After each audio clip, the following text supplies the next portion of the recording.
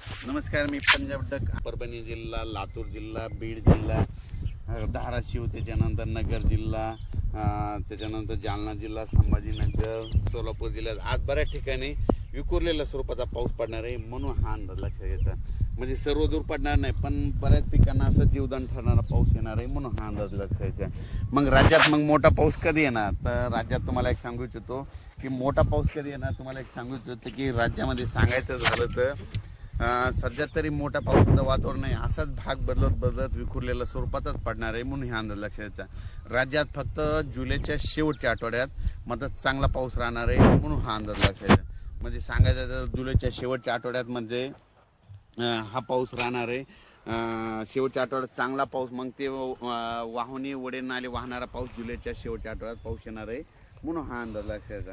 पण राज्यात सध्या तरी मात्र पूर्व विदर्भ झालं, पश्चिमी विदर्भ झालं, दक्षिण महाराष्ट्र, उत्तर महाराष्ट्र, कोकणपट्टी, खानदेश सर्व दूर असं उडे नाले वाहतील तसा पाऊस नाही. फक्त आज मात्र 14 आणि 15 जुलैच्या दरम्यान मात्र दुपारी 3च्या नंतर बऱ्याच ठिकाणी पाऊस पडायला दिसेल. भाग बदलत पर्सनल काहीला सोडून देईल, कुठं पडेल कुठं नाही. म्हणून हे लक्षात येतं. पण राज्यात सध्या तरी मोठं नाही, पण राज्यात मात्र 15 आज बऱ्याच ठिकाणी ठिकठिकाणी पाऊस पडणार आहे. म्हणून हे लक्षात यायचं. राज्यात नंतर काय होणार आहे, 18च्या नंतर परत एकदा वातावरण चेंज व्हायला सुरुवात होणार आहे.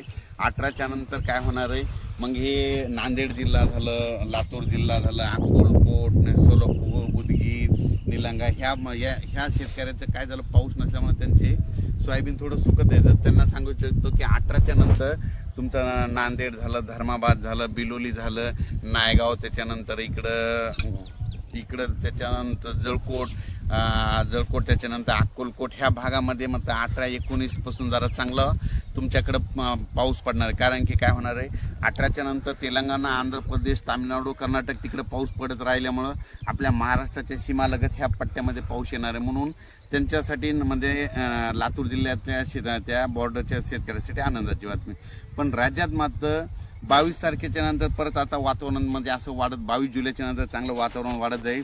मात्र 27, 28, 29 जुलैला मात्र काय होईल, म्हणजे राज्यात सर्व दूर मोठा पाऊस येणार आहे.